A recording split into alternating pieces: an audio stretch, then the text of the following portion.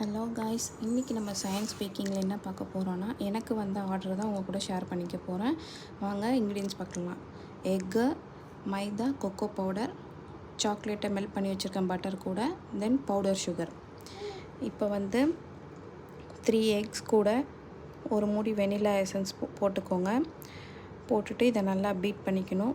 இதை பீட் பண்ணிவிட்டு அது கூட மெல்ட் பண்ணி வச்சுருக்கிற நம்ம சாக்லேட்டை போட்டு நல்லா மிக்ஸ் பண்ணிக்கலாம்.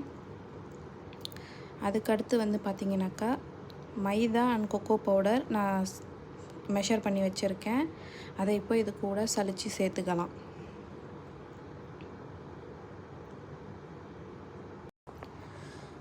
இந்த மாதிரி ரெசிபீஸ் உங்களுக்கு வேணும்னா கண்டிப்பாக கமெண்ட் பண்ணுங்கள். வித் மெஷர்மெண்ட்ஸோடு நம்ம கண்டிப்பாக உங்கள் கூட ஷேர் பண்ணுறேன். நீங்களும் ட்ரை பண்ணி பாருங்கள்.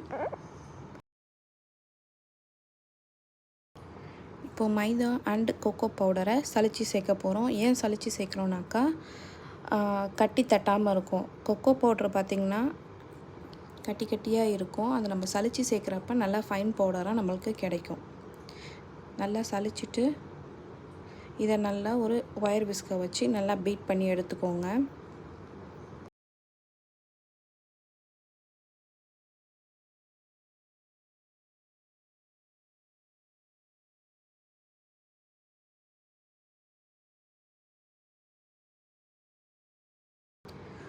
நல்லா பீட் பண்ணிவிட்டு ஒரு ஸ்பேச்சுலா வச்சு சைடெல்லாம் ஸ்க்ரேப் பண்ணி விட்டுடுங்க. ஸ்க்ரேப் பண்ணிவிட்டு நல்லா ஜென்டலாக நல்லா ஒரு மிக்ஸ் கொடுத்தீங்கன்னா தான் அடியிலேருந்து மாவு எல்லாம் நல்லா மிக்ஸ் ஆகிடும். அப்புறம் பவுடராக எதுவுமே இருக்காது.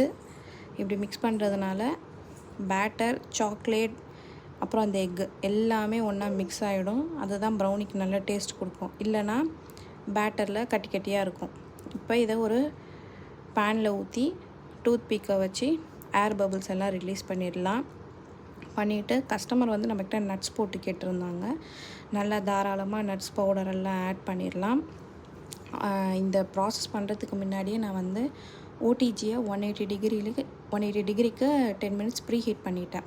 இப்போ நம்ம அதை தூக்கி ஓடிஜியில் வச்சிடலாம். இதோட பேக்கிங் டைம் பார்த்திங்கனாக்கா 180 டிகிரியில் 20 மினிட்ஸ் to 25 மினிட்ஸ்.